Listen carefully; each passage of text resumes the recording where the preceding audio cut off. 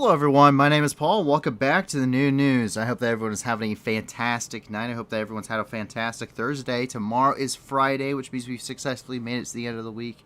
I want to give a little forewarning to those that are joining us tonight. The stream may cut off, it may not. We, in our area, we just got hit with a pretty severe thunderstorm warning, and so it's getting ready to hit us here in the next couple of minutes, according to the radar. So I don't know if the internet will cut off or not. I just don't know. So in the event that all of a sudden we just go offline, I just want to let you guys know that that's kind of what's happening.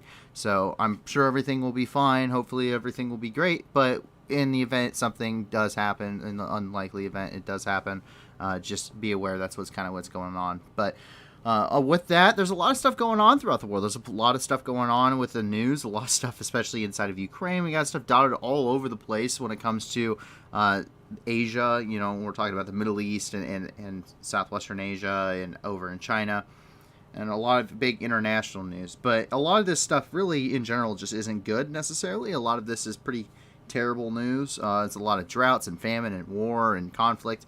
But luckily, you guys have allowed us to be the news that can give back. We give back directly to the news stories we're talking about here on the channel every single day. And the way we're able to do that is if you check out in the video description below, you're going to see a ton of different links. So many so that we can't physically put descriptions with them anymore. And you guys have made this possible. You guys continue to send us links. If you have a link for a charity or an organization, please send it to the Discord to a staff member, and we'll be able to start vetting that and getting it added to this list. And we keep this list updated, we keep it going, and we're constantly trying to support organizations throughout the world, not just in Ukraine, but in other locations too. Ethiopia, Somalia, Southeast Asia, and if we can, other locations such as South America, the United States, you know, all over the place. So we're never doing super chats on this channel. We're never pushing merchandise. 100% of everything we do is going to these charities. So please make sure to go down in the description, check them out. And if you can't give a lot to these organizations, just give a little. Everything helps. And if you can't give anything at all, that's perfectly okay too. The most simple way to do this is to realistically like and subscribe to the channel and let your friends know about us, because ultimately, the more outreach there is, which the YouTube algorithm loves likes and subscriptions, but that brings more people. The more people that see our channel and the more people that come and join us here at the community, overall, the more of an impact we as a community can have on people's lives throughout the world. We're going to be a change. We're going to be a force for good. We're going to be a force for something that's, you know, that's hopefully a pretty noble cause, and that's to do charities and stuff like that. So please help us reach that goal. We want to be able to put fundraisers directly onto the stream, and it's only possible with your guys' support, and I can't thank you for the support that you've already given us, and even more so these charities going forward. Please keep them coming. Please keep sending us more. We vetted all of these just for you guys to make sure that it is an actual organization. 80% or more of the donations that these organizations receive actually go to the programs and actually go to helping people. So without further ado, though, we're going to go ahead and dive right into the news. We have a couple of different developments. Of course, we're going to start off here in Ukraine with the local developments here on the ground. And the first thing we start off with is usually here in Kyiv, and unfortunately, child deaths as a result of the war continue to climb. Quote, since the beginning of Russia's full-scale war against Ukraine, 358 Ukrainian children have died. 681 children have been injured. Most victims among children are from the Donetsk region. That's coming from the Prosecutor General's office. The Donetsk region sees a significant amount of combat, especially at this phase in the war, and we're going to get to that with a little bit here later when we're talking about in the Donetsk Oblast and here on the Donbas in general, where the majority of the fighting is taking place. But there are some other more interesting developments happening, as we saw it yesterday, and we decided to throw it on here today because we needed something a little bit to smile about. And that's because a local Ukrainian babushka now has a new compost bin. So it's not very easy to take out big hunking, you know, destroyed metal scrap of tanks and what's left of them. And so what this local babushka has decided to do is use them as a compost bin and a new lawn ornament, as we can see here. Come on. Why wouldn't you? It's already there. So, glad to see that's getting repurposed for something that's, you know, much more worthwhile than its original intended purpose. As you jump down here into Kharkiv, it gets a lot more somber very quickly. A lot of this news today is pretty somber. It's a lot of attacks that have been happening. And we immediately look at the Kharkiv Oblast and the results of yesterday. Most of the time what we get is 24 hours after the fact, the official statements of what's going on here in the war. And, quote, Russian aggressors fired missiles at Kharkiv region on July 20th. 4 people were killed, 11 citizens were injured. Local residential buildings, outbuildings, and infrastructure of municipal enterprise were damaged. Fires broke out in the local wheat field, but were extinguished soon. And that's coming from Oleh Subinov, who's the head of the Kharkiv Regional Mills Administration. But that's not the only thing happening, because today in Kharkiv, there were 3 updates in total. I had to keep redoing this over and over again as I got to the newest updates. Quote, Russian troops shelled the city of Kharkiv on July 21st. 2 people were killed. 21 citizens were injured, including 1 child. A local health facility was damaged, and that's coming from Igor Torekov, who's the mayor of Kharkiv.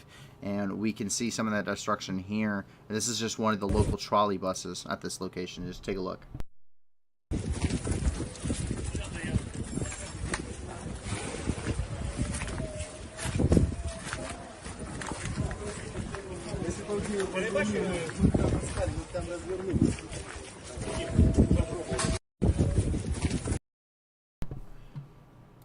You gotta think, this is stuff that's being hit every single day. I mean, most of the stuff of what's being hit is not military objectives. It's just civilian locations. And we just see that over and over and over again. Kharkiv especially. Kharkiv is extremely frustrating because there isn't a tactical reason to do this. There's not a strategic reason to do this at this point in the war. The Russian forces have been pushed back so far that they don't even have standard artillery that they can hit Kharkiv with. They have to use Iskander-M missiles being launched out of Belgorod, which we see every day, roughly 6 to 8 every single morning. I apologize if you heard that thunder there. It is directly over us right now. Anyway, but we've seen an immense amount of destruction with Kharkiv that it's just terrible. Because the Russian forces, there's no way they're going to take Kharkiv at this point. There's no way. They don't have the forces, they don't have the manpower, they don't have the concentration, they don't have artillery support, they don't have air superiority. If they were going to take Kharkiv, it was going to be before the counteroffensive took place there, and now they have no chance of taking Kharkiv. They already weren't facing great odds. They were battled right outside the city for well over a month, and now there's no hope for them, but they resort to shelling it with missile systems regardless. As we jump down here, we see the destruction of Slavyansk once again. Unfortunately, with Slavyansk, quote, Russian occupiers fired missiles at the city of Slavyansk in the Donetsk region on July 21st. 2 citizens were injured. Russian aggressors used cluster shells banned by international conventions. End quote. And that's coming from Vadim Lik, who is the head of the Slavyansk City Regional Military Administration. All that means is he's the mayor. And the reason for hitting Slavyansk is because it's a precursor bombardment. Slavyansk is what is considered widely throughout the international intelligence communities, whether you're talking about official government, whether you're talking about OSET, or whether you're talking about like us here. You know, it doesn't take a tactical genius to realize Slavyansk is the next objective. With just the precursor bombardment, that goes pretty well with their strategy when it comes to their doctrine. They're going to set a precursor bombardment. It's going to last for a long period of time, and then they're going to hit it with a mechanized force. And Slavyansk is the next area.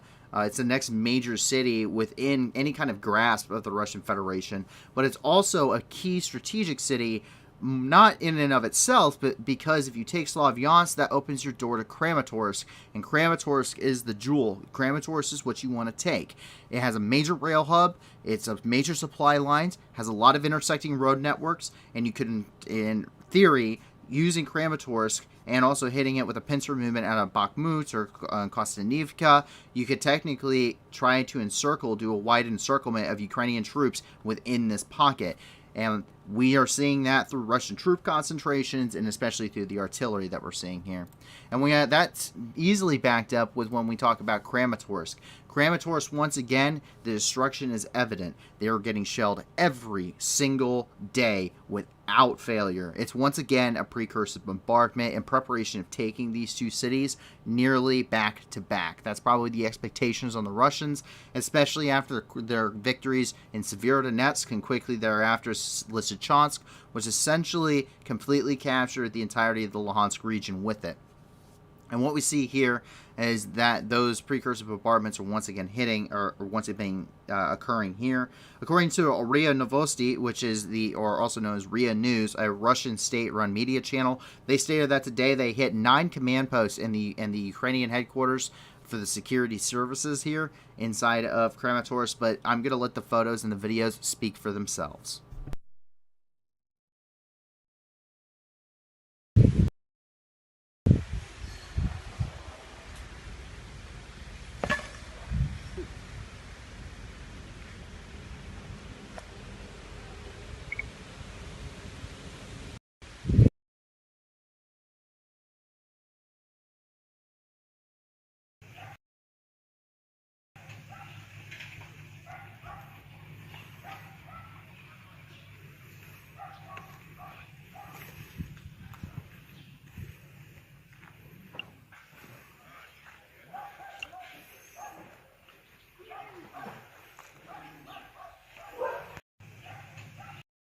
Yep, hit command posts all right.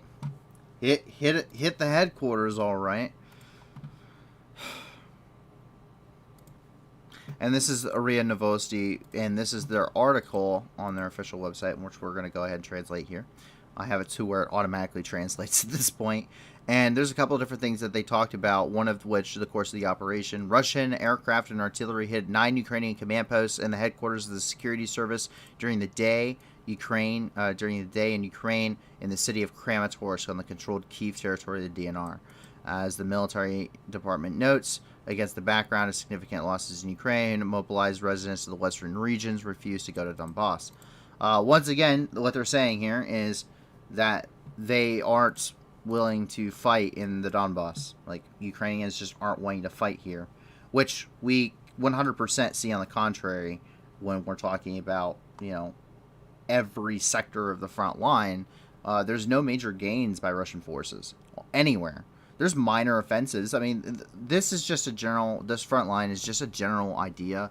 But think of this more of like a guitar string. It's been plucked, and now it's vibrating back and forth, constantly all over the place. There's an offensive, a counteroffensive. There's an attack. It does succeed. It succeeds, but the counteroffensive pushes it back. They lose territory.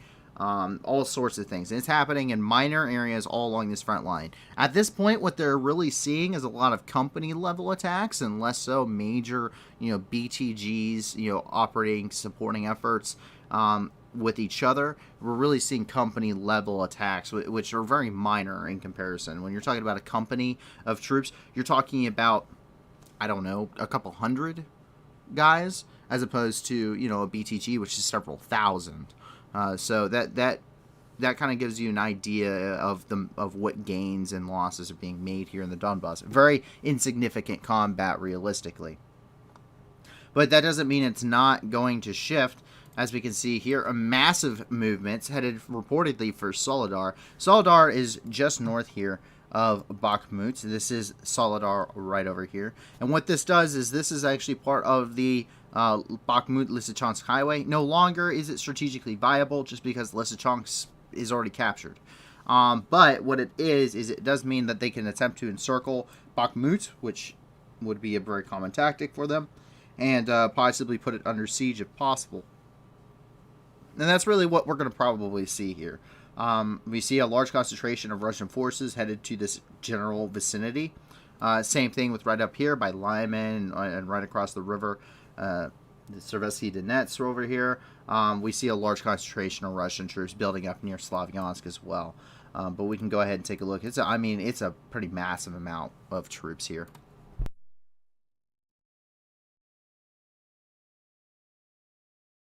And we can see here the self-propelled guns, artillery systems, command vehicles, tanks. Logistical vehicles are making their runs back and forth. We got some more APCs here, some BTRs. We got Grad rocket systems. That's a recovery vehicle. So I mean, you're seeing a lot. What you're seeing is, one, you're seeing a lot of artillery, as we can see here. We got some MISTAs, and then we have an MTLB, which is operating as a command vehicle. And then he switches here. We can see that right here we have what I believe is a T-72 operating here. Yeah, it looks like it's a T-72. And then we get infantry support, so they're moving this up.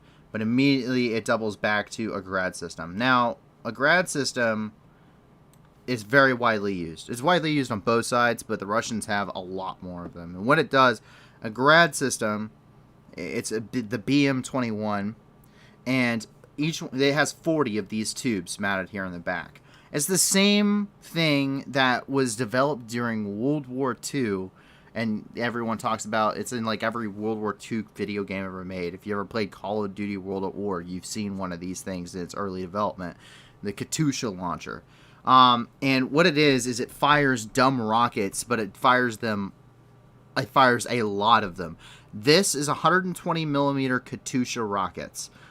They're not accurate. They're not precision guided. They're not like smart precision munitions, but there's a lot of them. They can fire 40 of them in a single salvo. There's 40 of these tubes on the back. They can fire them in multiple salvos. They can control the number of them fired, whatever. But the point of this weapon is saturation, meaning you're going to put as much explosive power in a small area as physically possible. You're going to fill that with explosive power and shrapnel, and you're going to cover the entire area. It's not I want this building destroyed. It's I want this block destroyed. And that is what you're going to see a massive amount of. And considering what we're seeing, the number of artillery pieces moving reportedly over to Soledar, that should be very telling as to what they're intending to be doing. This is, once again, we're talking about massive uses of bombardments, to complete leveling of towns, really scorched-earth tactics, followed up by infantry and mechanized forces, really cleaning up whatever's left. But we also see homemade refurbishments coming here from the Russians and the Separatists. This is an MTLB. An MTLB is an older armored personnel carrier. The easiest way to remember what an MTLB stands for, mini turret long body. That's the easiest way to remember how to identify one of these things. But it's been retrofitted with a 2S9 artillery gun on the back. 2S9's artillery gun is a 120 millimeter mortar. Now, the 2S9 is a VDV vehicle initially. This is just take this turret off of the back of it and put it right onto the MTLB. This is what I mean. It's super long body and it has a mini turret on the front. Mini turret long body MTLB. And it's an older APC. It has a lot of room in the back. And you can, and we see this in Syria, we see this in Iraq.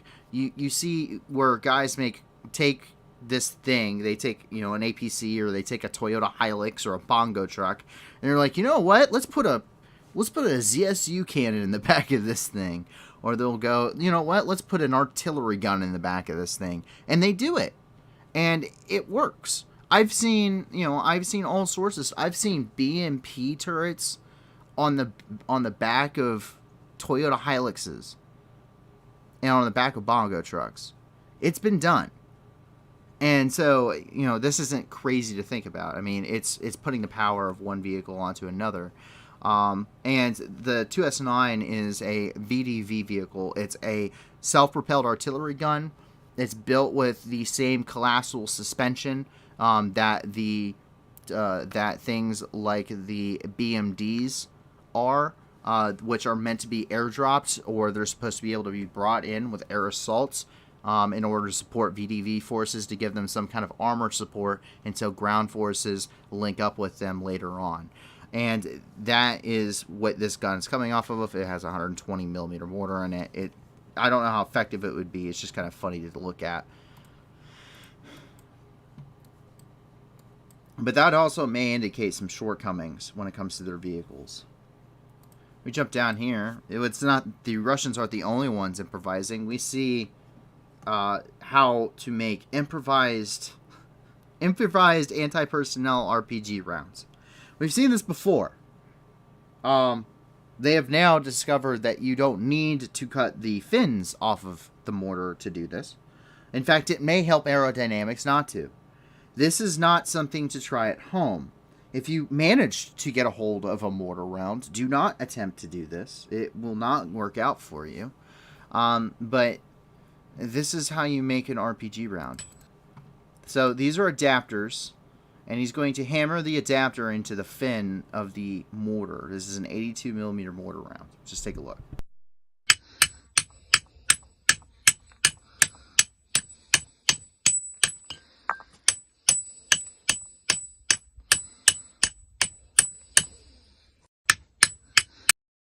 Now, you may ask yourself, is this dangerous?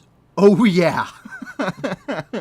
This is dangerous. Now, it looks like he doesn't have the actual detonator on the front of it, which is why he's probably able to do this and not blow himself up. But yeah, it's dangerous to do this. Playing with explosives is not a particularly good idea. But here's a photo of him later on, and he's just posing.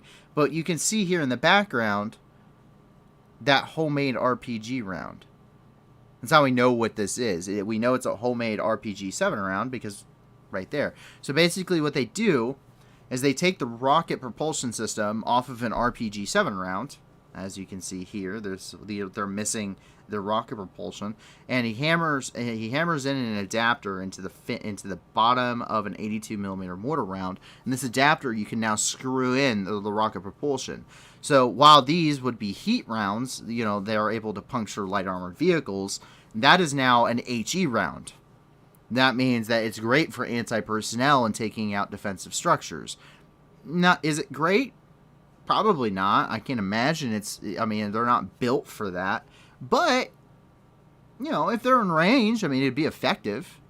And we see this being done all over the place. And there's enough RPG-7 rounds to last a lifetime in any conflict location in the world, let alone here in Ukraine, where both sides are massively employing them. So there's plenty of these things to go around. You want some more versatile, because they make anti-personnel RPG-7 rounds, but they have very limited production runs. So you're going to be talking about, there's not a lot of them. They're not widely used. They're not widely issued. Usually not the most highly bought, ordnance for them. You're normally talking about your standard heat rounds, and so this fills a gap that many places are going to have, and if it works, it works. Jump over here. The Donetsk region gives us the daily casualty update. Rocket attacks on the Donetsk region on July the 20th. 1 person was killed, 5 citizens were injured, and that's coming from Pavlo Krylenko, who's the head of the Donetsk Regional Military Administration. And we can see just what he's talking about here. This is some of the Donetsk Oblast over the last 24 hours, some of the damage that has been inflicted here due to rocket attacks.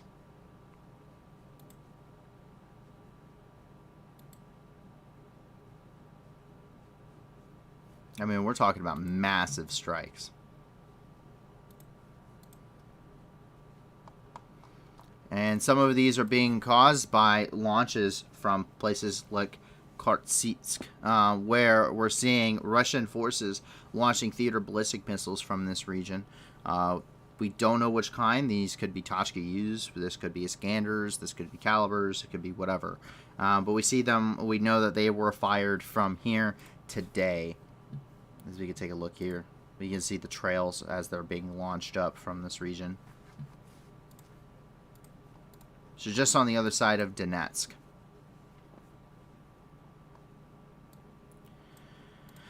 As we check down here on Marinka, we see that there's non-stop shelling. Russian forces are shelling the front lines near Marinka day in, day out, 24/7. And I don't know how these guys survive underneath this. I would go mad.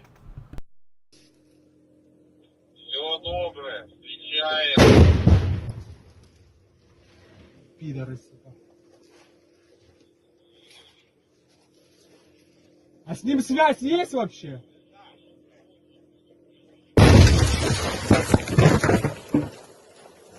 Марс! Да. Все нормально? Да. Плюс.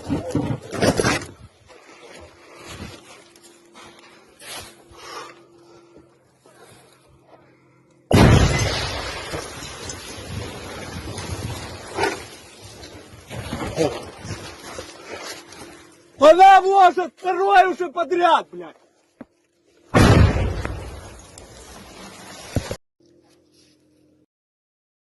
Yeah, no thanks. Not my idea of a nice typical Thursday morning, that's for sure. I really hope that guy's okay too. It looks like it looks like he just got hit with the overpressure of it, but it doesn't look like he got hit with any shrapnel or anything. Take a detour down here to Mariupol, where a local from Mariupol describes the situation at one of the local parks. According to her, the statue of Taras Shevchenko is still fine there in the city, in the park, and the ivy tree beside it is still fine. The only difference is there's no more pigeons in the park because people ate them all.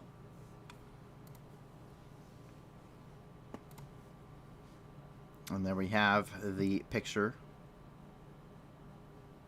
regarding the park and the situation there.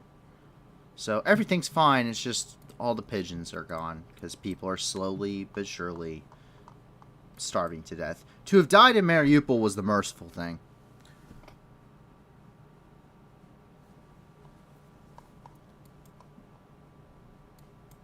It would appear that I accidentally skipped Bakhmut. So I apologize for that. I get sometimes when you have this many points up here, you start to get lost a little bit. So we're actually going to jump back up here to Bakhmut, where Bakhmut's central market was actually hit with a Russian missile strike. Bakhmut is once again one of those locations that is, it's a axis of advance for the Russians. If you take a look of where this is, you're talking about, if you're talking about the 40 here, you go down here, there's another major highway that runs through Toretsk, up through Kostanivka, and up through Kramatorsk and Slavyansk. So really a perfect axis of advance. A perfect phase line is what we would consider this. If I was going to push through an area, like this would be my main MSR. And this would be my, phase line. I would push troops, okay, if I'm going to capture this region here, I'm going to stop my forces here on this highway, which is the, let's see if we can get in here, and it'll tell us. I guess not. But, I mean, it doesn't take a genius. I mean, I can look at that on Google Maps, which is what I'm doing now, and I'm taking a look at this and going, yeah, I would hit this, 100%. This is perfect. You take Slavyansk, it's a little bit of a detour. Take Kramatorsk, you come right down here, that's what I would do. And really, that's what you would. That's kind of what you're thinking, when you're looking at these situations. But Bakhmut is already in the Russian mindset. In fact, if you look at before the Battle of the Donbas even started, there was a tank that was posted where they actually misspelled it, but it said Bakhmut or bust on it. So we knew that they were coming for Bakhmut. We already knew that was happening. And the Russian forces have been fighting very, very intensely trying to get to Bakhmut. We've seen fighting just off the outskirts. We've seen destroyed Australian, the Australian Mastiffs here, where one of them was destroyed by Russian forces. We continue to see artillery usage here. This is all because of the Popasna Gap that was created early on in the Battle of the Donbas and continued to grow and expand, and now everything is linked up. They're back pretty much on a straight front line. But Bakhmut, much like Slavyansk and Kramatorsk, being on an axis of advance, is now going to receive precursor bombardments. And we see that almost every single day out of Bakhmut as well, where they're being hit with Russian rocket attacks and missile strikes. The casualties at this point aren't known, but they did hit the central market of the city today with a rocket attack. We can take a look at some of that here.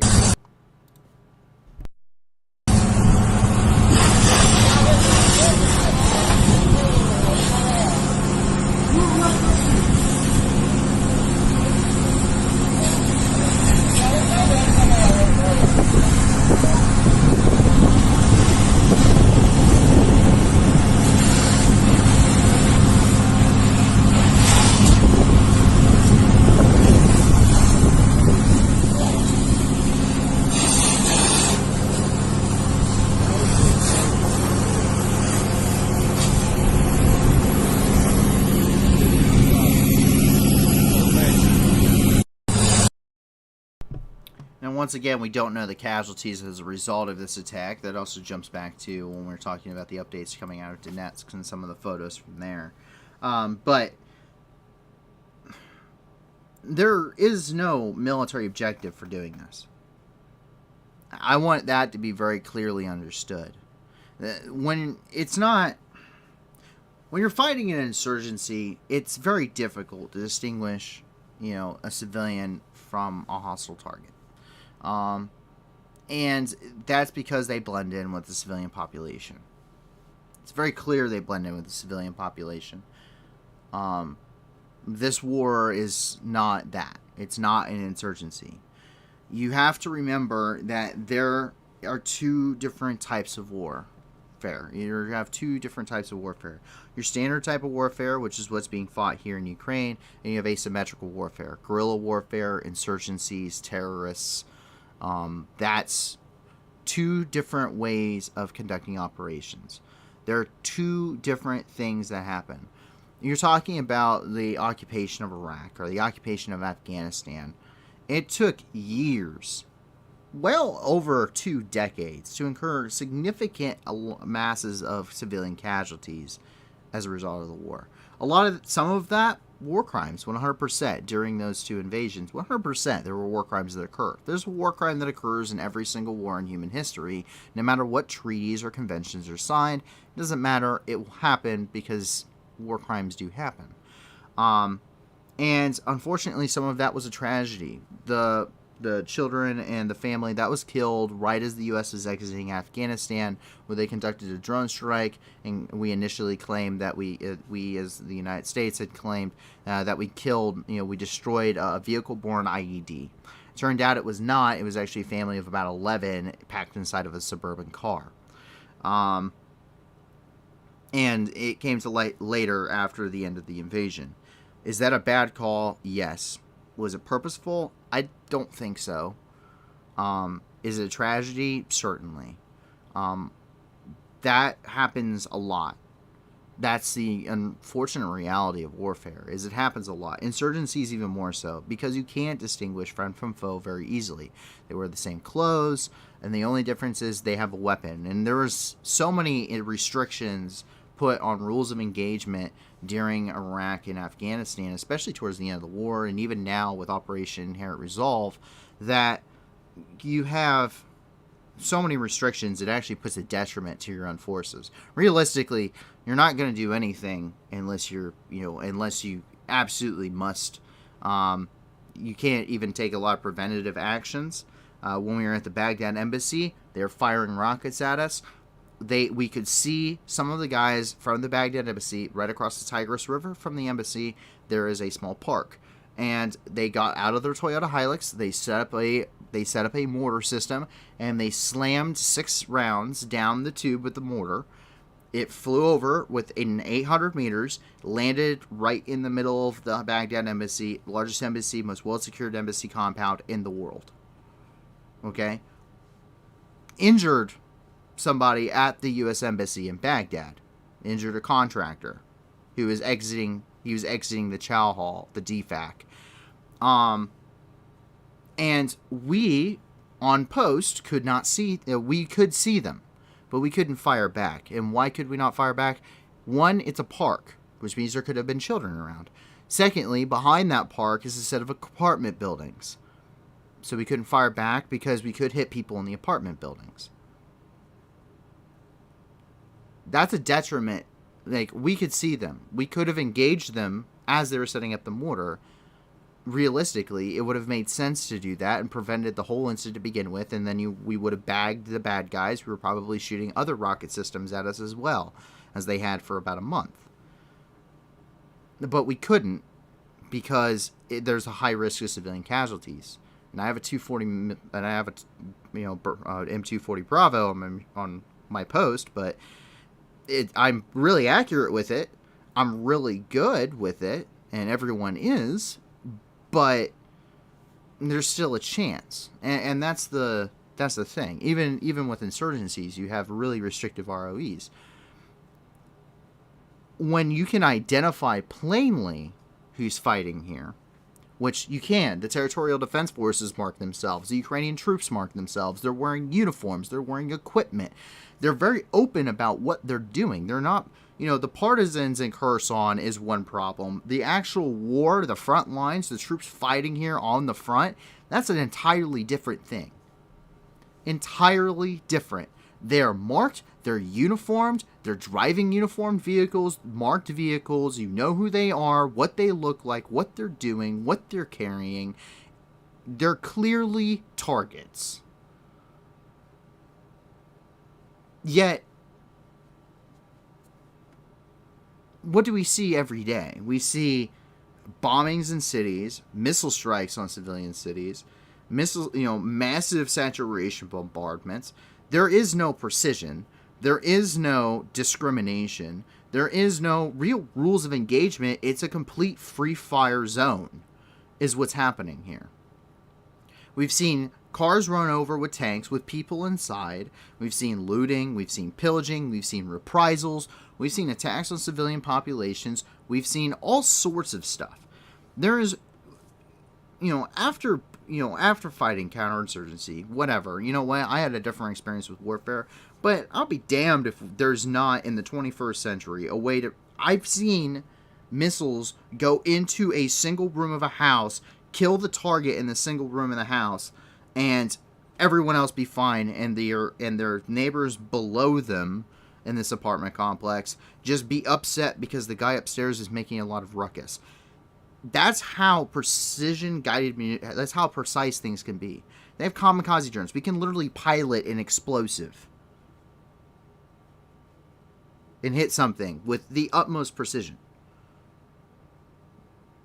and the minimal collateral damage possible.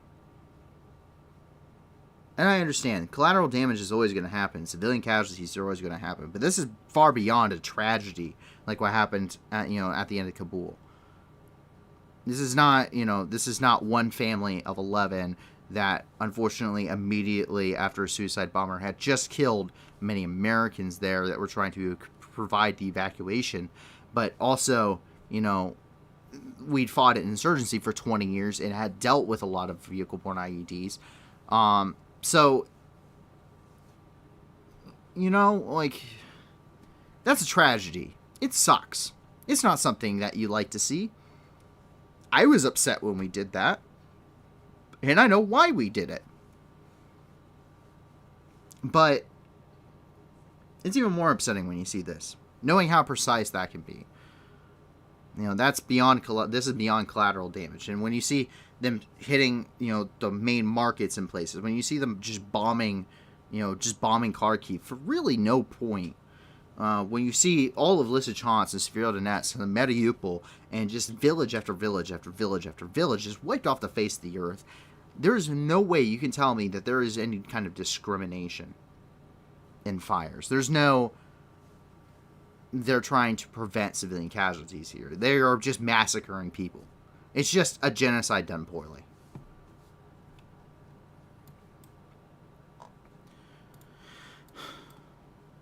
Over here, we have a very unexpected development. It's a very long-running joke, generally speaking, and I don't get into religion too much, but Jews and Muslims typically don't get along very well.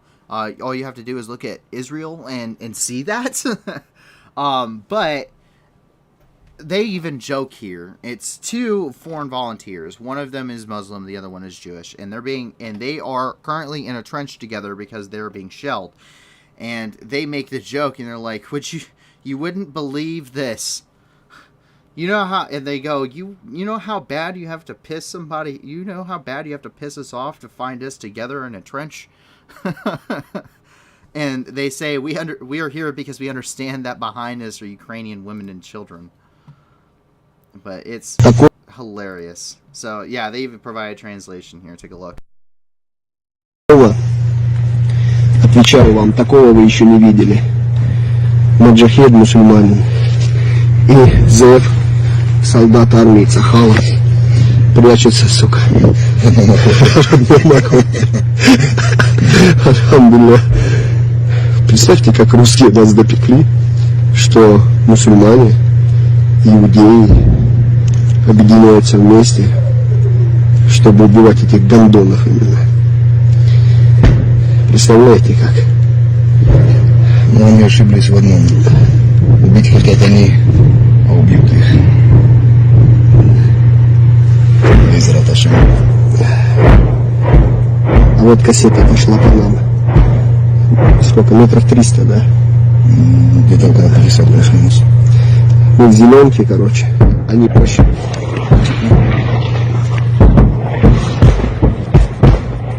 Собаки ебаные, блин. Я подтянул свой французский. Короче, ложат градами по нам уже. Прощупывают зеленочку. Аллаху акбар, ла хауля ва ла куввата илля биллах, ла иляха илляллах. Нет мощи и могущества ни у кого, кроме Всевышнего Аллаха. О, Аллах, даруй нам победу над русскими свиньями.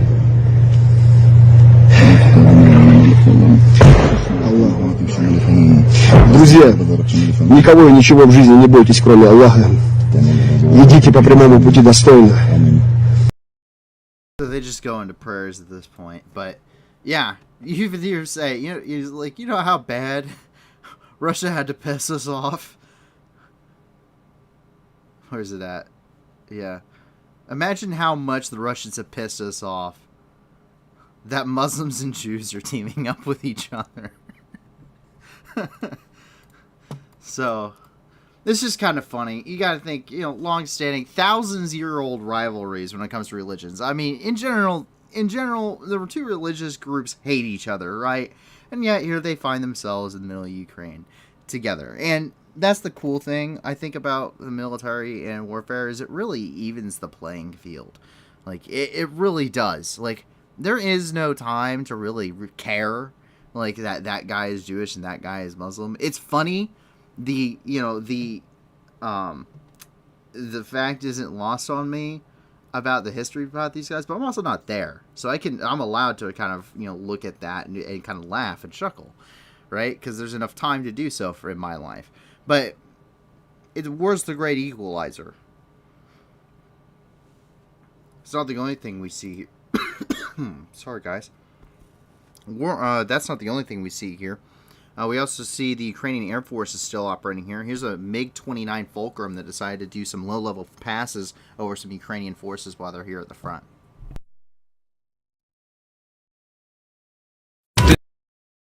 Не знайдеш тихого куту, русські окупанти. По тобі ніхто не плаче, тільки твоя мати. Кожен має знати. Русня ти не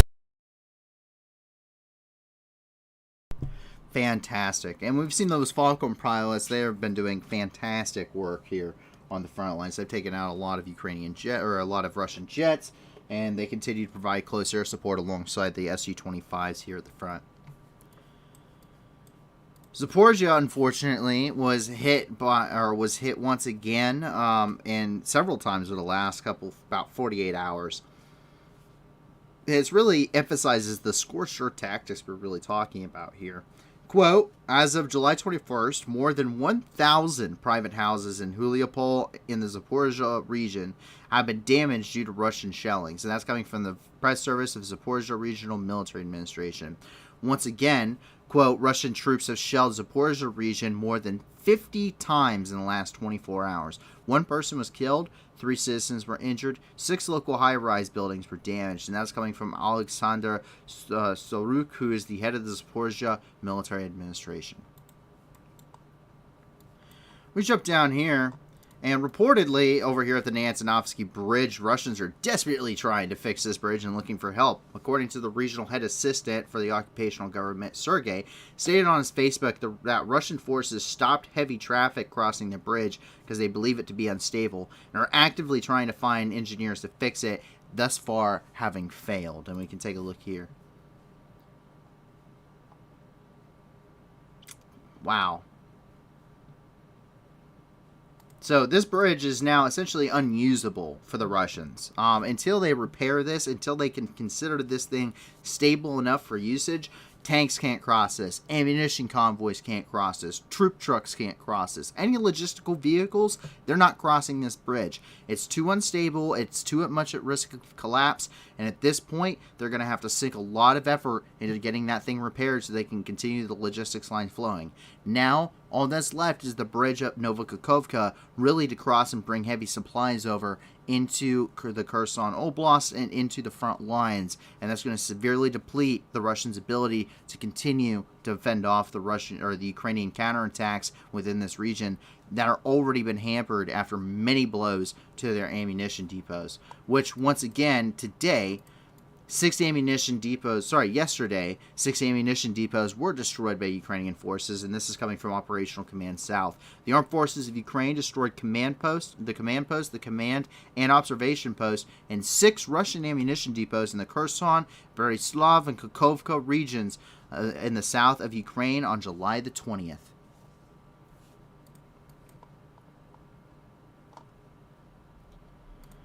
Over here in Odessa, grain may soon be exported out of the Ukrainian ports. The Turkish and Russian news reports at this point that tomorrow a document will be signed regarding the deblockading of grain ports. It's a major development, as this may be able to solve the grain crisis. Turkey will be overseeing the protection and the escort and the corridors of these grain facilities, and there will be a facility in Istanbul where all parties involved, Turkey, Ukraine, and Russia, will all have a delegation there in order to maintain talks, deconflict those corridors, and open up and deblockade these areas to prevent further grain shortages throughout the world. And as we take a look here, oil platforms are still burning here off the coast of Ukraine after being hit almost a month ago at this point. And this is according to recent satellites footage, which shows that these things are still burning right there on their platforms. We can take a look at some of that here. This is coming from today, and you can see they're still burning. They're still going right off the coast of Ukraine.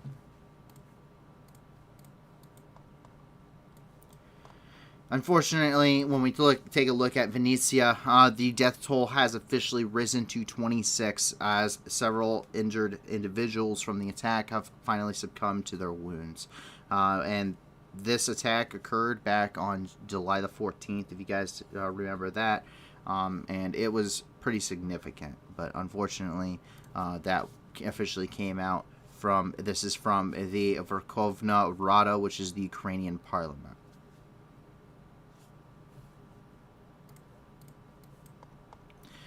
We get an update from James Vasquez. James Vasquez, for those that don't know, he's an American who went over to fight in Ukraine. He did return home. He visited his family, and he has sold his house. He's clearing out his house. He has sold it. He's going back to Ukraine. He gave us a lot of good updates. He had a lot of very passionate tweets that he had made, especially regarding the situation regarding supplies, the lack of ammunition, the lack of weapons and optics and upgraded equipment for rifles and stuff. And it wasn't very long after he had made those statements and gone pretty viral that the United States and other nations started sending, those small arms, force multipliers, better optics, suppressors, magazines for weapons. He had an AK-47 or an AKM which fires 7.62 by 3.9, as opposed to everyone else who's running AK-74s, which fires the 5.54 round. He had 3 magazines, 1 grenade, and his drones, and he was pissed about it. He said, how are you supposed to fight a war? 90 rounds of ammunition does not last very long in a firefight. I can tell you that from experience, and that is not enough, and that's what he was working with. And they started getting more of that stuff in. Those force multipliers for your individual infantrymen are an amazing investment, because ultimately this war will not be won with artillery. It's going to be won with your basic infantrymen. You have to have somebody to go in there, clear it out, take the ground, hold the ground. And artillery doesn't do that. So an amazing investment. But we can see here, this is his update. He's getting ready to go back over. So this is it. I got very little things left in my house. couple couches that I'm gonna give away. My luggage that I'm ready to pack up. Everything else is pretty empty.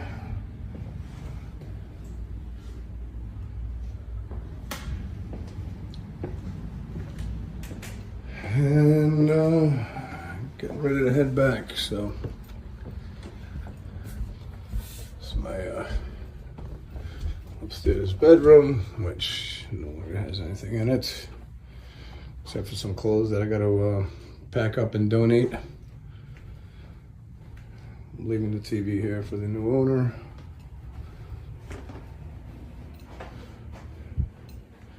My other bathroom, pretty empty. This is my closet, which I still have a lot of stuff, but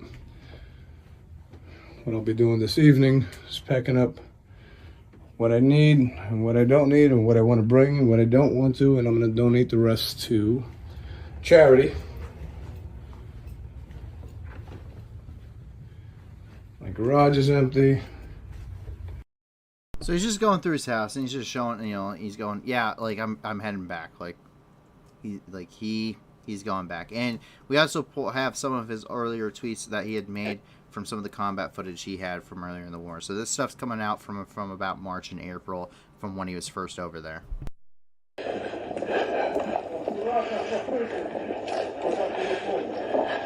Один тримає оборону, другий побіг.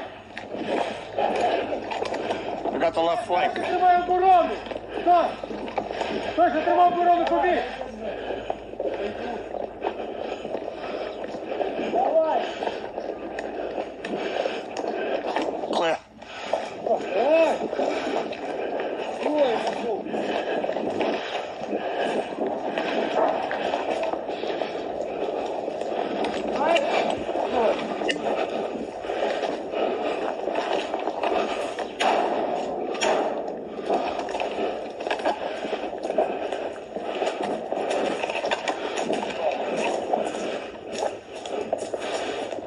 Своєю.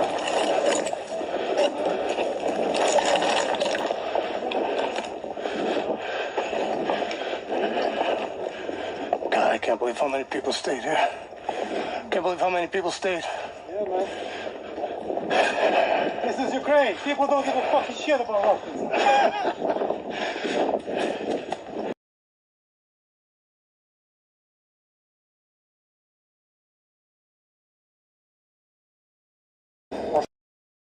Что с теми танками? Ты понял, что градов не было? Грады были. Где? Одна, блядь, сука, пушка работает. И что у нас?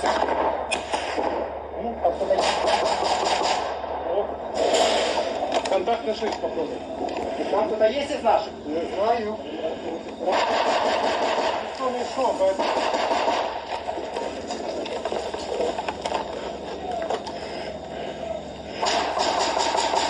What? Go for that corner, brother. No, I'm exposing myself over there. You fucking out of your mind? Anything come around the corner without a blue tape, just let me know. Yeah, but watch and shoot. Don't shoot straight away. It's fucking mess around here, man.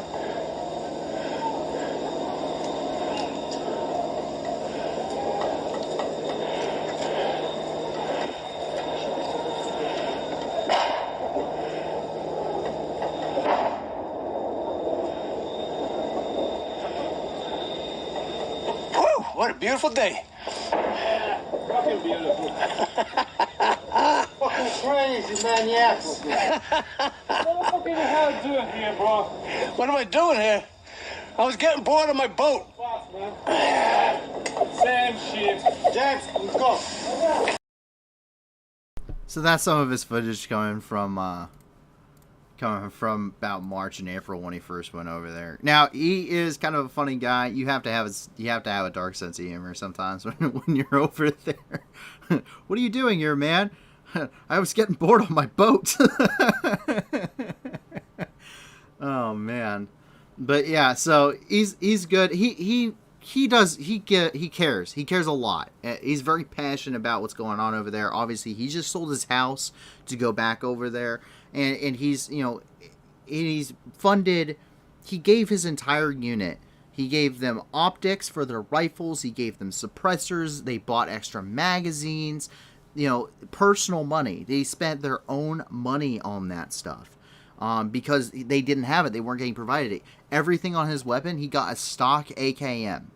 A stock AKM. Iron sights, fashion grip, everything. Just stock as it would have come out of the factory. And they customized all of their stuff in order to operate more effectively at their own expense. You see that quite often at the beginning of the war and even towards the middle part of the war thus far.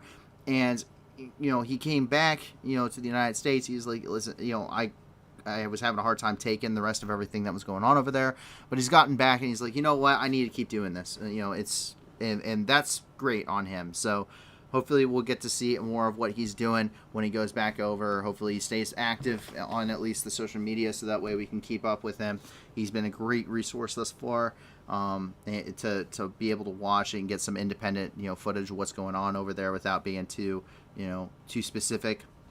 He's a very OPSEC, very good resource, but I'm really awesome to see that kind of stuff. But now that's actually it for everything inside of Ukraine, and now we get to roll into the international news. We have quite a bit of international news today. We jump up here into Moscow, of course, where teachers could make a quick buck by teaching corrected history inside of occupied regions of Ukraine. About $3,200 US dollars for doing this, as currently is being reported. We can take a look at that here.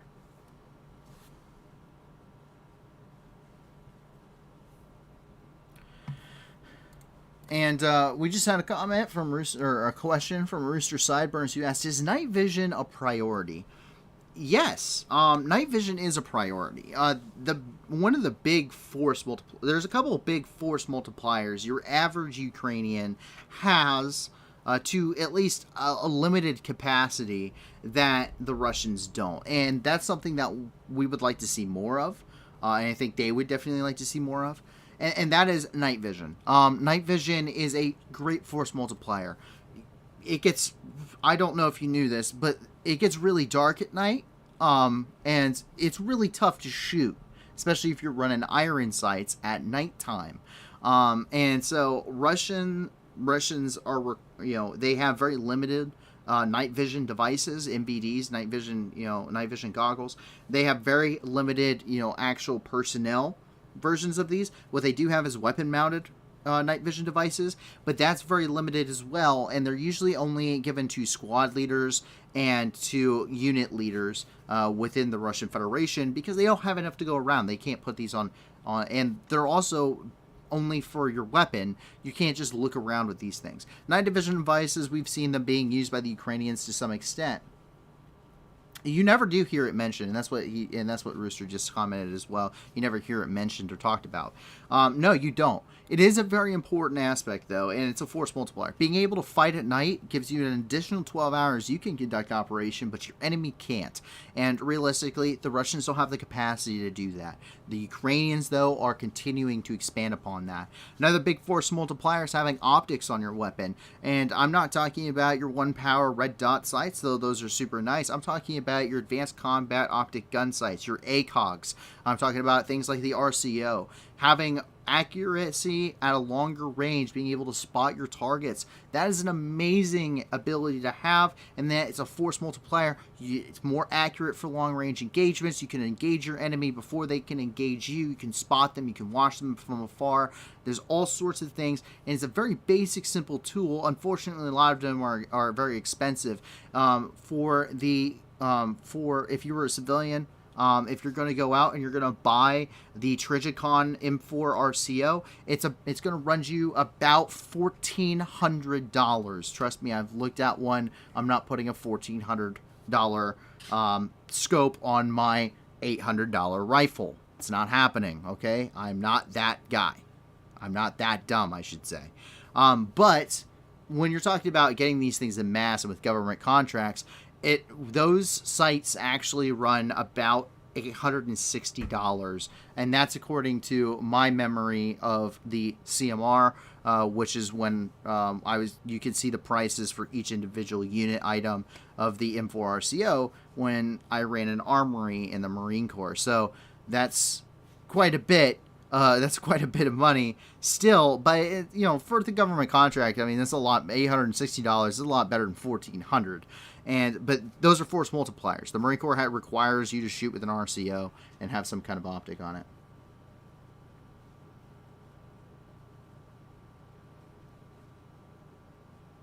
I see that the chat is making fun of me tonight. Yes, it gets dark at night. Crazy, I know. It's amazing. I didn't know if you guys knew that. It's amazing. I sometimes wonder. Most of the time, I don't know because I'm asleep. But since this has all happened, I've decided to forego that. And I've learned some amazing things since then. I don't recommend it, though. Anyway, as we continue going back into the news here, we can take a look here where Russia seems to have slipped up. They slipped up in their rhetoric here, and this is Putin himself saying Russia will help the LNR and DNR, but it will take years to put everything back in order. And that's a quote from Putin, and that was actually live stream on Russia 24, which that's a slip up. That's a sign of weakness. That's when you're saying it's going to take years to put things back in order. It's going to take years to recover from this. Yeah, you don't want to say that. When you're talking about all the other Russian rhetoric, that's a slip up if I ever saw one.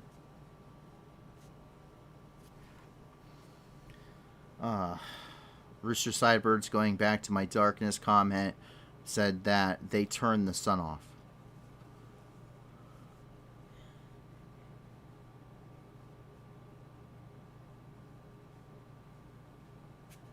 I don't know how to comment back to that.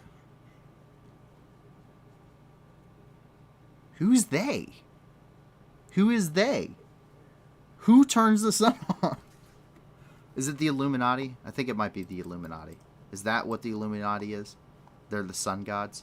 Anyway, as we go over here, we can take a look where why send Muscovites when you can send Tatars? Now, the Tatar people, there's called the Republic of Tatarstan and Russia. And the thing about Russia is you're not going to see a lot of people from Moscow or St. Petersburg fighting in this war. You're not. Because Russia doesn't recruit a lot in those areas. They don't push the recruitment nearly as much in these regions. Why? They have a lot of really poor people in other parts of Russia. They have people that they would consider, and I think this is probably realistic in the Russian mindset, they consider them lesser Russians. And the reason I think of this, the Chechens, the people of Dagestan, the people that are currently subsiding in Siberia and wondering if they're going to live through the winter. That is where you see a lot of recruitment. That is where you've seen a lot of recruitment for decades in Russia. That's the people that are fighting and dying. They're not the people from Moscow. They're not the people from St. Petersburg. Because if they were, they would be in protest. You keep the people in the highly populated cities of Moscow. You keep the Muscovites happy. You keep the people from St. Petersburg happy. You stay in power. No one cares about what happens to the people in Siberia. They're already partially starving to death. It's Siberia. You put gulags here for a reason. And that's what you're seeing here. This is the Olga Battalion. It's a new Tatar battalion that is now currently going through training here. And we actually have some of that footage. But really, this is just because they want to minimize dissent.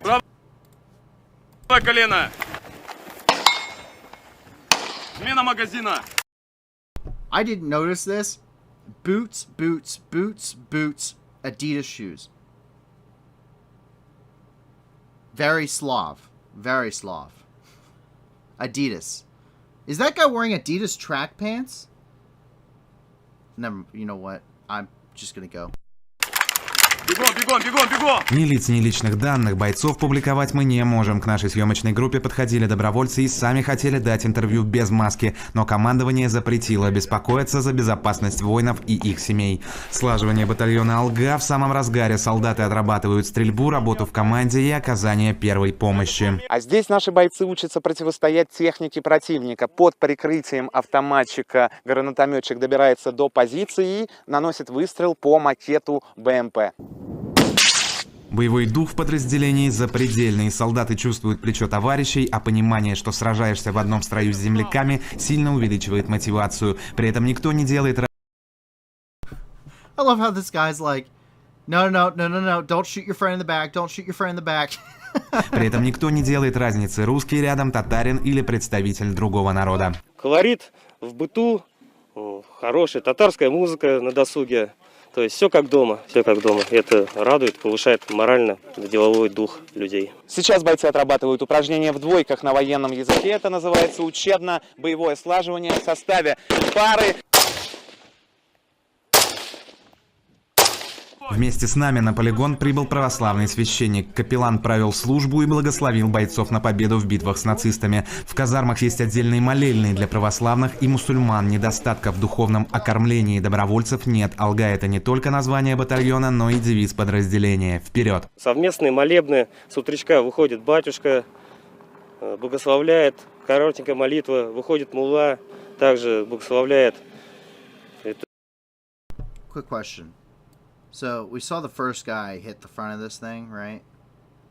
So you're telling me that this dude with the RPG, who I think is the same guy, by the way, how did he manage this? How did he manage this shot? There's no way. He would have had to keyhole an RPG through this blown up BMD1 or BMP1 and reach the other side. There's no sparks, there's no nothing. You're telling me this guy is so dang good with his RPG. He shot it straight through, didn't even scratch the paint on this thing. Shot it clean through a hole already blown into the side of this and blew up the RPG on the ground just on the other side of this. Amazing shot, fine sir. Amazing shot. And also they grabbed the Adidas guy, the Adidas shoe guy for the interview. I mean, it's just dumb.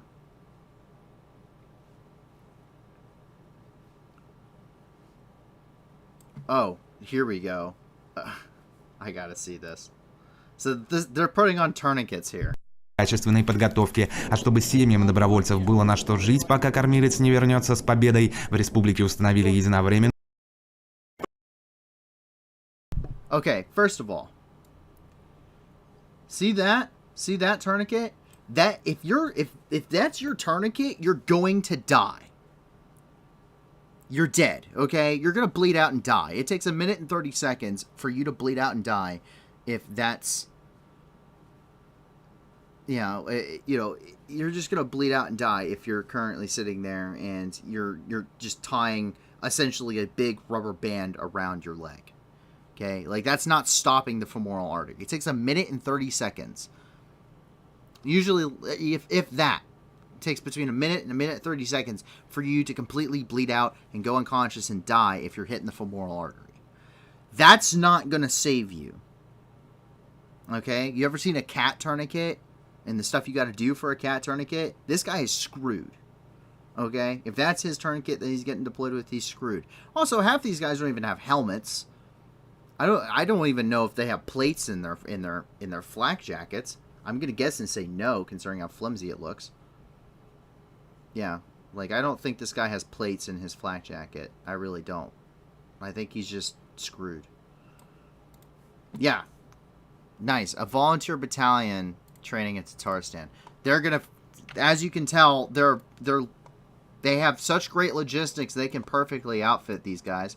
They basically took every old Soviet thing they had lying around. They raided Grandpa's attic, and then they pulled it out and gave it to these guys and said, there, go fight for the Russian military.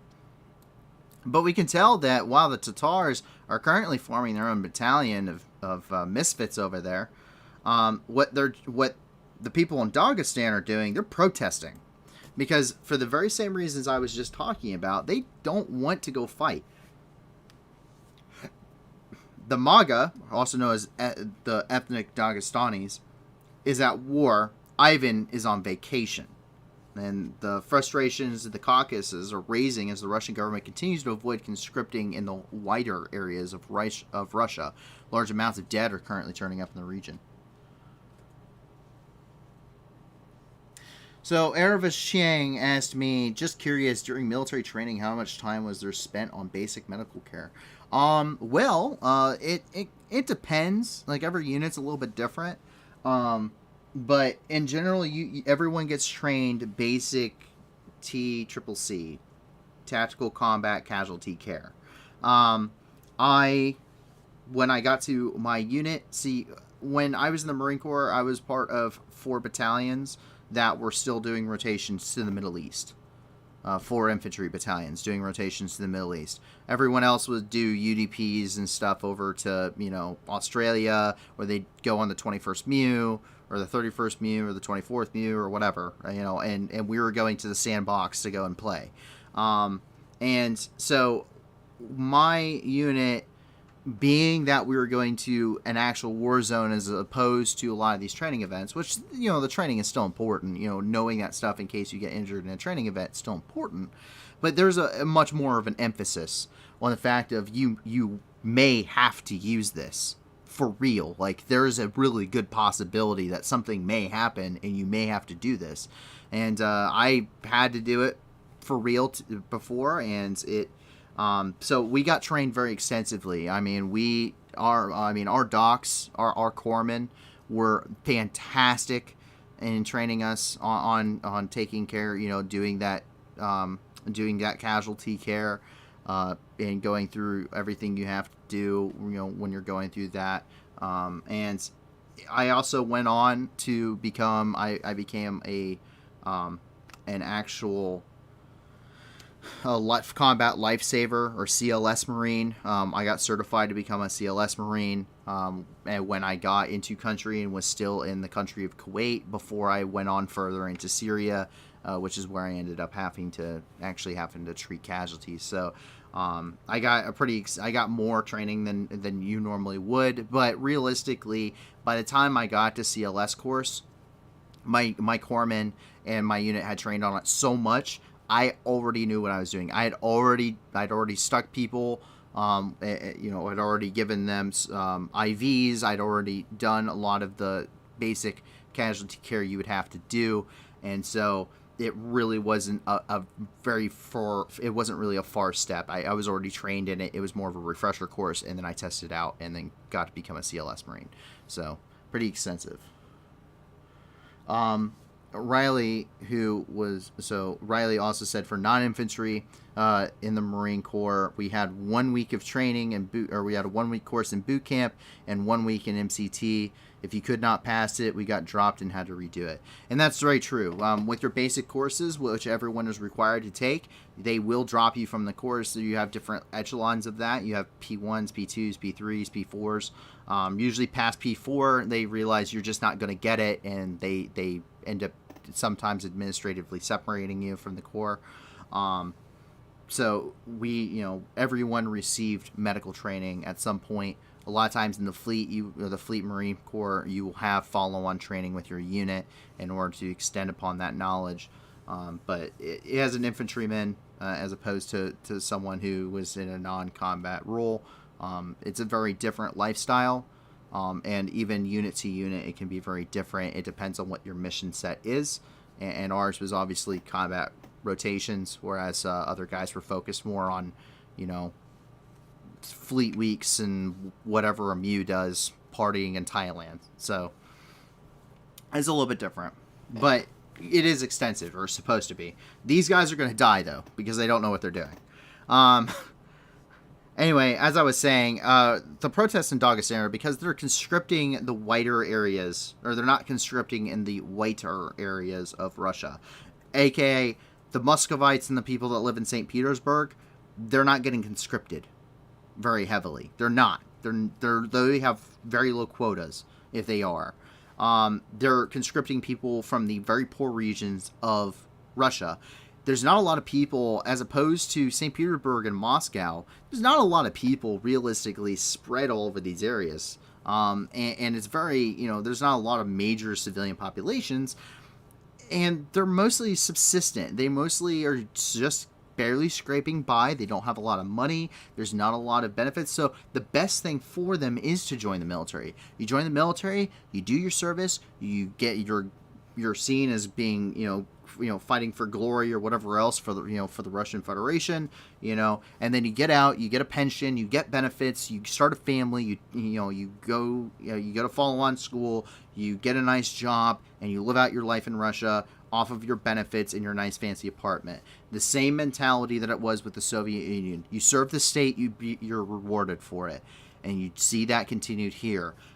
Except for they're not doing that for the people in Moscow. The people, the Muscovites, they go to university. They get those nice jobs. They go into government. They go into big business. They go into the oil industry, the ore industry. They go into the valuable minerals.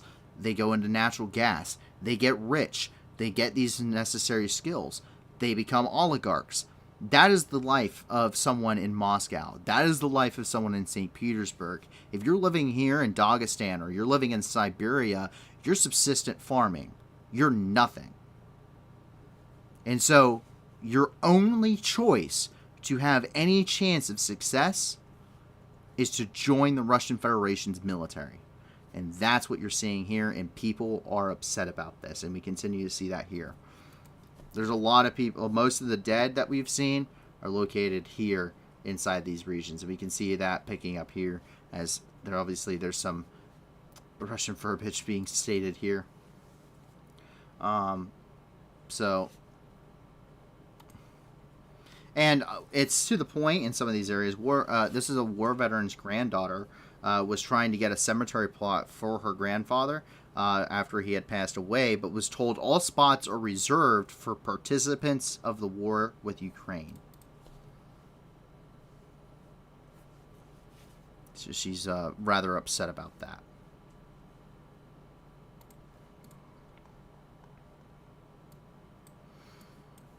Jump over here into the United Kingdom, where we see that Ukrainian troops are training on artillery systems. Here in the UK, the Ukrainian troops are training under Western instructors how to employ and operate artillery effectively before they're before they complete their training courses and are sent back to Ukraine to fight there on the front lines and do it for real. And this is going to be a major impact. Having this traditional instruction, having NATO instructors, is going to be a big game changer. These guys may lack experience, and experience is a big factor, but what they do now know is how to employ an artillery gun. They know how to employ it, they know how to clean it, they know how to operate it, they know how to everything. And they're being taught by NATO instructors, and that is going to be the game changer. They know how to do things the Ukrainian army has had to learn on the fly, if they have learned it at all. See, something that was pointed out to me, and I admit it's true. Ukrainian army isn't the most tactically superior force in the world. They're not. They're not the most tactically, they're not the most tactically inclined. But that's coming from a military force that's been handed a bunch of NATO weaponry, some ad hoc training that they got just to operate the things, and said, here, have fun.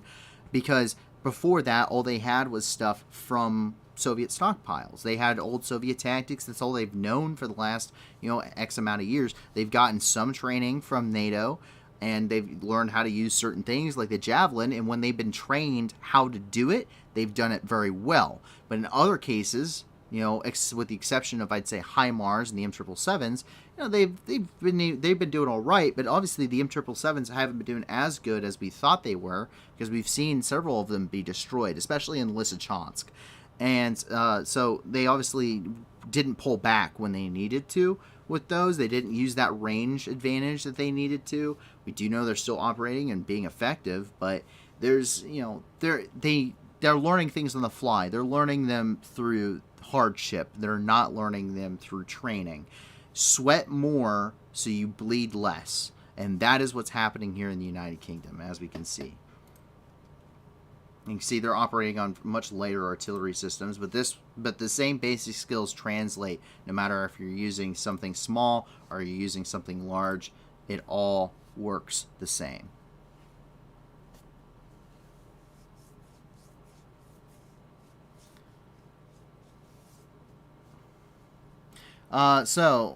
Riley was commenting on the medical training once again and said, I remember my combat instructor digging her knee into my hip and showing how to put a tourniquet on me. Hurt like hell. Richard Sideburn says, is knee and hip part of it?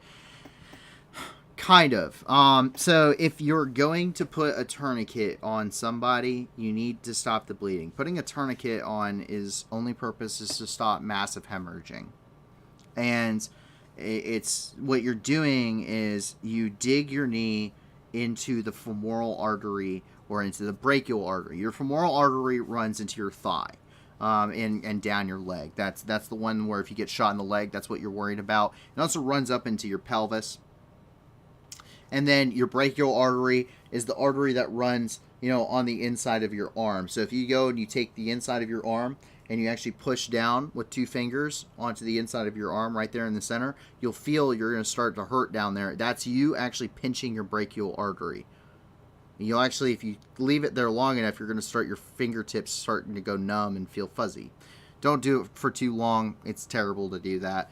But you dig your knee. What you do is you drop your knee into either the femoral artery, which means you're normally putting it right there up near the pelvis, and you're putting it in the top part of of the individual's thigh, of whichever leg is affected, or you're dropping it onto the inside of their arm, and that's going to cut off the blood flow, and that's going to stop the bleeding from the femoral artery, which therefore stops the bleeding for the majority of their injury.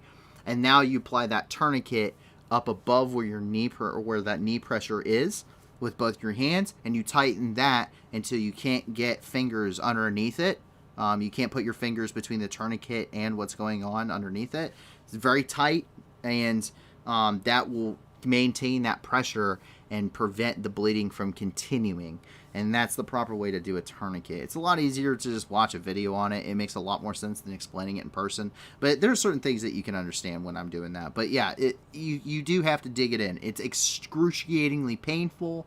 I hated tourniquet drills. I hated being nuggeted. It sucks. It's one of the single most painful things I have ever had to experience in my life. But it's important because I'd rather hurt than die. And that's the reality when you're doing that is I'm going to cause you a lot of pain, but you're going to live. Whereas I screw this up for your comfort and you die. It's one or the other really when you're talking about a tourniquet. A tourniquet is that kind of piece of gear where you do it right or you don't get a second chance. So that's kind of the thing with the tourniquets. But getting back to the news, down here in Rome, Italy, we see where Italy's president has dissolved the parliament. And they're going to be holding new elections here soon. It's not like he just dissolved it and now he's supreme ruler. He's now declared himself emperor of the third Roman Empire, because you had the Roman Empire, the Holy Roman Empire. Now he's not making a third one, okay? He's also not pulling a Mussolini and becoming fascismo. What he's doing is Italy's president, Sergei Mattarella, has signed a decree dissolving the country's parliament. What this is going to do, now they're going to hold fresh elections. The Italian Prime Minister, Mario Draghi, actually tendered his resignation while meeting with Mattarella. And this is in order to try and save Italy's unity in their government, which has essentially failed with a no confidence vote with the Senate. And now they're going to be announcing new elections, which are going to take place this fall. The president said the elections must be held within 70 days. So he's given a time frame. We must hold elections within 70 days. And there he is signing that decree. And this system is in place within their constitution. So it isn't like he's taking control. He's not taking all the power. He's just doing what he needs to do in order to maintain the Italian government. We jump down here, right here on the border of Palestine and here in Egypt, and that's where Egyptian troops in the Islamic State continue to fight. During the ongoing clashes between Islamic State militants and Egyptian troops here in the Rafah region over the past week, 15 soldiers and militia troops were killed and wounded, and 6 pieces of equipment were either destroyed or damaged. Among the wounded was Colonel Commander of the 5th Infantry Battalion, Assam Shabel, which is one of the militia commanders. According to the militias, 2 Islamic State militants were also killed during the fighting here. Up here, up here in Israel at Harmei Yosef, we saw where there was a pretty big tragedy here at the pool party. Unfortunately, the bottom of the pool fell through and 2 people went along with it. 1 person was recovered. They are suffering rather light injuries. They're conscious and they suffered from some, injuries to some of their limbs, their legs, and their arms. But the other individual was sucked down a 15-meter tunnel, where his body was found hours after the incident by rescue workers who declared him dead at the scene. Let me take a look at some of this here.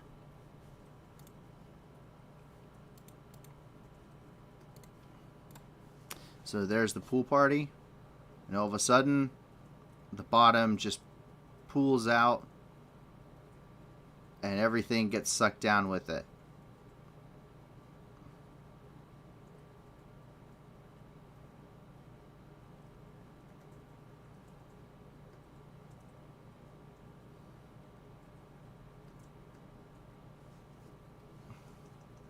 That's not good.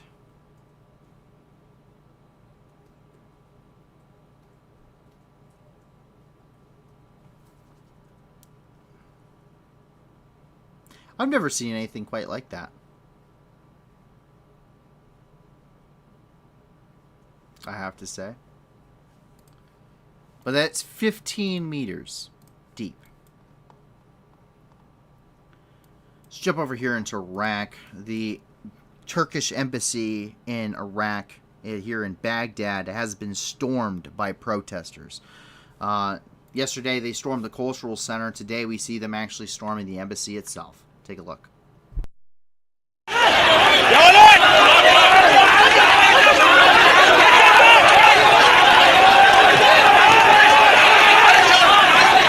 القوات الأمنية ترشق المتظاهرين بالحجارة. القوات القمعية ترشق المتظاهرين بالحجارة.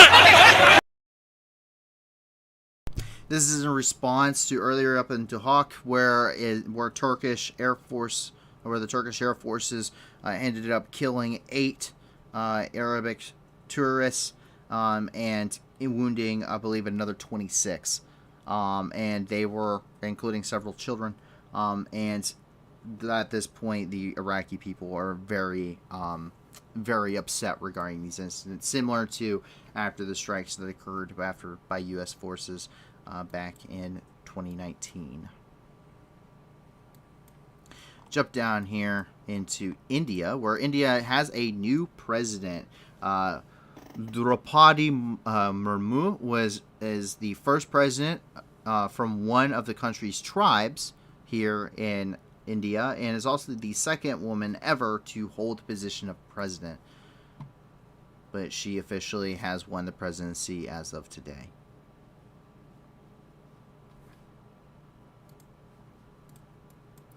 Down here in Sri Lanka, protests continue as the economic crisis here rages on. The new president has been elected, but the government was the acting president, which they weren't very happy about. The acting president, also known as the prime minister, was also asked to resign prior to this election happening, and the crisis continues as he's trying to form a new government.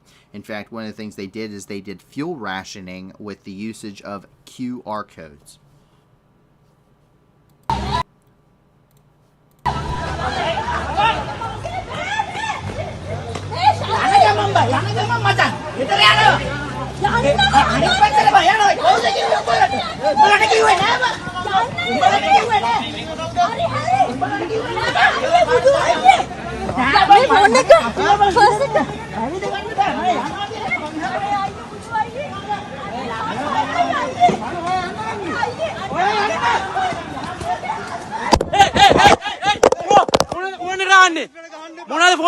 ගහන්නේ අයි ගහන්නේ ජර්නලිස්ට්ලට phone එක තල්ලු කරන්නේ මොනවද ජර්නලිස්ට්ලා ගහන්නේ මොකද?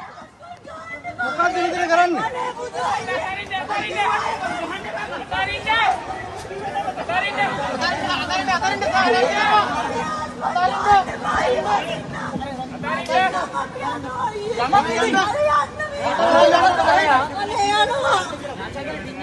තාත්තගේ job එක පාවා දෙන්න කෑ ගහන්න එපා. හරි මම යනවා කියලා තාත්තගේ ජොබ් එක පාවා දෙන්න කෑ ගහන්න එපා.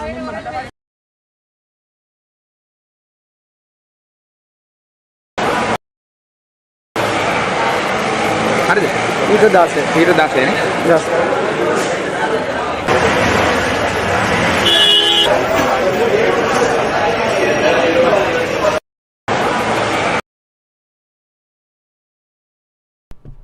At least they're doing something.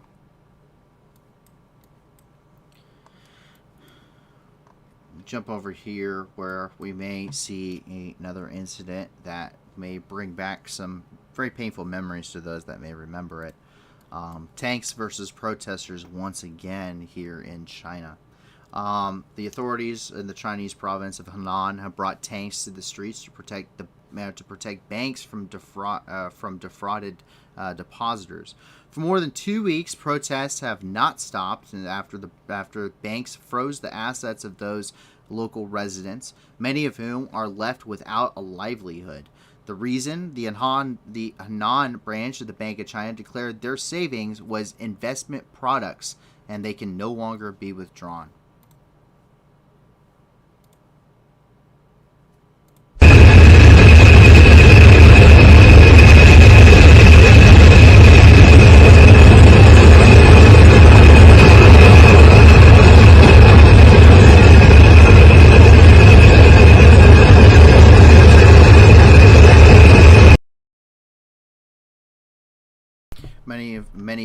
Many of you may be familiar with the Tiananmen Square massacre, which had occurred in Beijing, and was a result of student protests being led in Beijing's famous Tiananmen Square.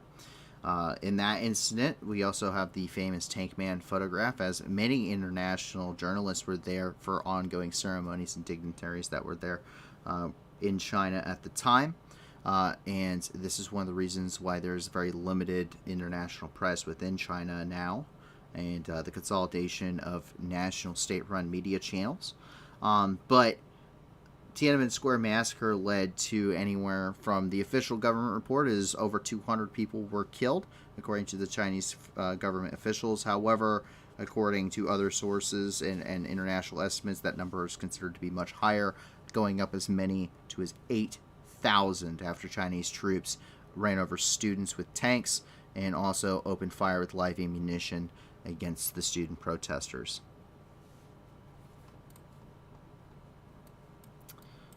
Up here in Beijing, China is going to increase its coal dependence as electricity shortages have hit the country.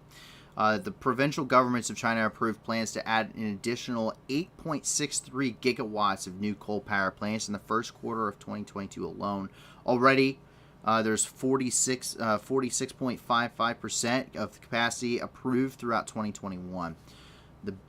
Quote, building more coal-fired power capacity will not provide energy security for China. This is a deep-seated falsehood. It's part of a traditional mindset about the energy sector that clawed its way back into prominence rather quickly. An overcapacity of this one energy source is a major hurdle for energy security as well as China's energy transition. China's power inadequacies do not originate from low generation capacity. China has an overcapacity of coal-fired power plants. Power inadequacies originate from poor integration of generation, grid, load, and storage, says Wu Jingman, the climate energy campaigner of Greenpeace in East Asia's Beijing office. If you want to learn more, you can take a look at greenpeace.org, which has released a press release for that. Jump down here onto the border of Somalia and Ethiopia, where al-Shabaab militants attacked Ethiopian troops. Al-Shabaab is an al-Qaeda-linked terrorist organization, inflicted significant amounts of casualties on Ethiopian troops in the border areas of Somalia yesterday. According to sources, the jihadists simultaneously attacked the military units of the Ato and Yid And more than 87 military personnel were reportedly killed in the attacks and dozens more injured. The militants captured trophies, including equipment, weapons, and munitions. We can see some of that here.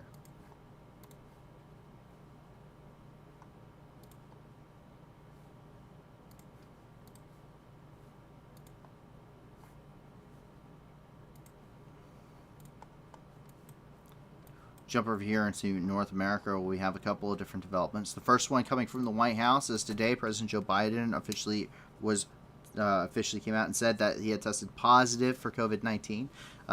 President Biden is fully vaccinated, twice boosted, and is experiencing only mild symptoms following the positive COVID-19 test. According to his doctor, as well as the press secretary, they do not know where he may have gotten this, but it's a possibility considering he just got back from a travel abroad where he visited both Israel and Saudi Arabia for the Jeddah conference. And that is the official report from the physician of the White House, or the physician to the president, specifically. He is being treated with the Paxlovid.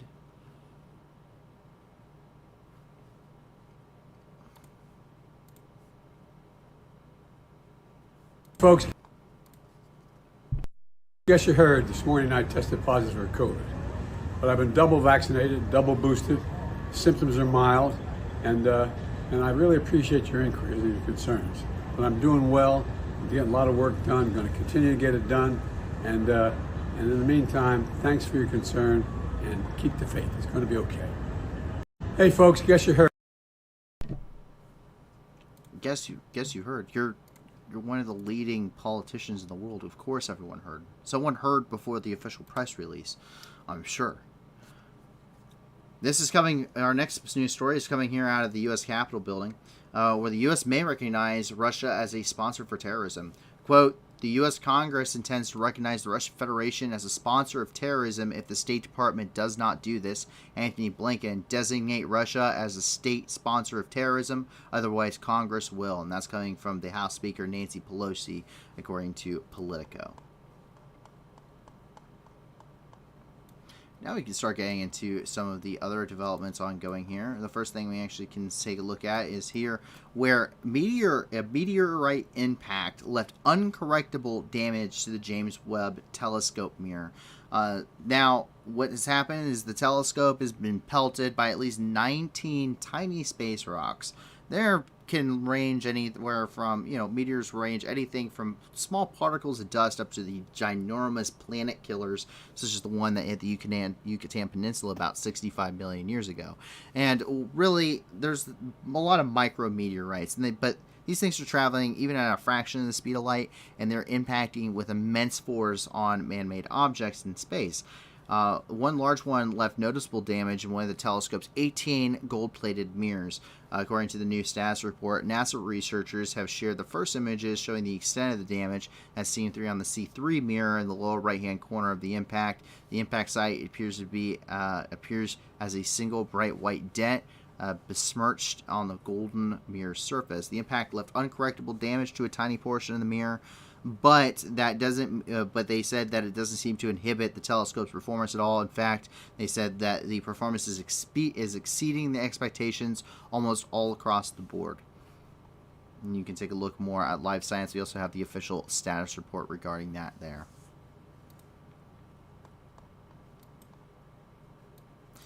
And the next bit of news we have is over here, where this is happening in space, so I put it over here of the telescope here in Hawaii.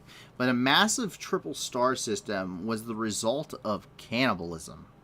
Astronomers have detected a triple star system that is unlike any that has been seen before. The unusual trio of stars is much more massive and closely squeezed together than a typical triple star system, which may be because the stellar triplets used to have a fourth sibling before one of the others gobbled it up. The triple or tertiary star system, known as TIC 4707103227, was detected by researchers using data from NASA's Transiting Exoplanet Survey Satellite, or TESS, observatory that's orbiting Earth. The binary pair of stars in the heart of the TIC, I'm not going to redo that, has a combined mass of around 12 times the Sun. The larger outer star is even more massive, weighing in as much as 16 suns. The triple star systems aren't that uncommon, as many as 10% of star systems in the universe could be tertiary. However, this one stands apart as the other tertiary systems because of its size and shape. The stars are much more massive than a typical star is found within a tertiary system, and once again, they're much closer together, which is where they're coming up with that. But if you want to check out more, go check out Live Science. They have a ton of this kind of stuff, a lot of really neat stuff regarding this. You can actually take a look at the actual study, which we also have linked here. But when it comes to the news, that's actually everything in the world today. Quite a bit of stuff. Quite a bit of interesting stuff. Obviously, a lot of stuff ongoing in Ukraine. We had a lot of questions regarding medical stuff in the military. And there's, we found out that it's dark out at night. That's a fantastic development here on the channel. I'm so glad we were able to cover that. You're never going to let me down on that, are you? It's okay. I will accept that fate. But if someone could answer who is in fact in charge of turning off the sun, I would be greatly appreciative to let me know that fact. But other than that, hopefully you guys have enjoyed. I hope you enjoyed a little bit of the humor here. I hope you find that this was knowledgeable for you. And I hope that you now have a general understanding of kind of what's happening in the world around you for whatever discussions you might come across in the next few days. But even more so, I hope this gives you an idea of the kind of situations that people may find themselves in throughout the world. Generally speaking, not very good ones. You're talking about a lot of war and famine and terrorism and droughts and, just really terrible stuff. But luckily, you guys can help. Please check out the video description. There is a ton of links down there. We can't even put descriptions on all of them. We're never doing super chats here, never pushing merchandising. Everything we do is for charity. So please, if you can't give a lot to these organizations, give a little. If you can't give anything at all, give us a like and subscribe. Let your friends know about us. The more people that come here, the more people that see these videos, the more people will be able to actually pitch in and help with these organizations and help with these fundraisers. And eventually, once we get large enough, we'll be able to put them directly here on the stream and do even more good. So we can't wait for that day. We can't wait for you guys to keep growing with us. I appreciate the support you give in this channel. I appreciate the support you give in those organizations. If you have further organizations, you can please go onto our Discord, check out the community there. It's an awesome group of people, but also check out with a staff member and reach out to them. Give them a link and a short kind of summary of what the organization does that you may have, and we would love areas that we don't already have as well, especially. But please let us know about these organizations. We'll start getting the vetting process started, and hopefully they'll end up here on the stream on our official website. The link's also in the description, and they will also end up on the Discord for all of those donation links. So we want to keep adding to that list. We want to max out the description with as many links as possible. There's a 500 character description. Make us max that out to the point that we only have to put them on to the point that we can only put them on the Discord and on our website. That is a wonderful problem. That's our next goal. So please help us achieve that. And if you want to check out these maps, they are available on our website. Once again, that link's also in the description. You can go on there. I will be adding this one immediately after this stream. You can go on here, check and poke and prod, check out any of those links if you want further information. Check out any of the studies, the PDFs. You can go back through any of these. I highly encourage you guys to go back through and do that and kind of take your time. I try to run through this. I have to go to work in the morning, guys, so I can't be up all night doing it. But I try and run through this at a pretty moderate pace for you guys. And so if you want to check out some more and research more for yourselves, feel free to do so. And you can also look at any of the archived ones we have. It goes all the way back, I believe, to April the 11th. So you can check out anything prior to that. And with that, I'm going to go ahead and say goodnight. So I hope that you guys have a wonderful Friday. It's the end of the week. Give a pat on the back to yourself. You've made it through yet another fantastic week, and I hope that it is fantastic. I hope that you guys are enjoying this. I hope that you have a wonderful day, that your friends and family, and of course you, remain safe. And if not, I hope you find that safety and security in the very near future. I hope you'll be back to join us once again for another 24 hours of news and review tomorrow at 10 p.m. Eastern Time and 9 p.m. Central. But thank you once again for joining us. I hope that you guys will join the rest of the community too. They're on a Discord, and I hope to talk to you guys there, as well as see you once again tomorrow. But in that, I will be signing off now. My name is Paul from the New News, and have a fantastic rest of your night and a fantastic Friday.